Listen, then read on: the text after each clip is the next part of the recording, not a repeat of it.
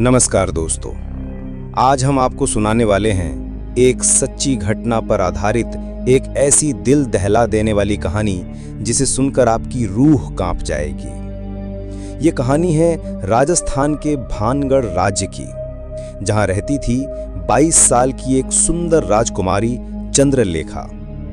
एक दिन वो ऊंट पर सवार होकर अकेली रेगिस्तान में घूमने निकलती है। घूमते घूमते उसे रात हो जाती है और वो रास्ता भटक जाती है। उसे दूर एक वीरान टूटा फूटा महल दिखाई देता है और वो महल की ओर बढ़ती है। जैसे ही वो महल के पास पहुंचती है, उसे वहां एक सेवक मिलता है।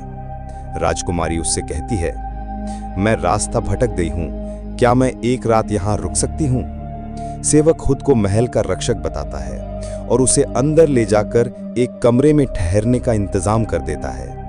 राजकुमारी रात में वहीं सो जाती है, लेकिन आधी रात के बाद वही सेवक अपने असली रूप में चुपचाप कमरे में दाखिल होता है और एक नशीली चीज से राजकुमारी को बेहोश कर देता है। सुबह जब राजकुमारी की आंखें खुलती हैं तो उसका सिर भारी होता है, कपड़े अस्त व्यस्त होते हैं और शरीर पर चोट के निशान होते हैं। वो समझ जाती है कि उसके साथ कुछ बहुत गलत हुआ है।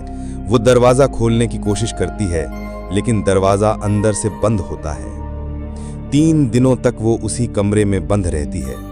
कभी खाना मिलता है, कभी नहीं, और हर दिन वो डर और घुटन में जीती है। तीसरे दिन जब उसके पास कोई रास्ता नहीं बचता, तो वो अपनी अंगूठी की ओर देखती है जिसमें एक जादुई रत्न छुपा होता है। वो प्रार्थना करती है और रत्न से एक नीली रोशनी निकलती है जो सीधे आकाश की ओर उड़ जाती है।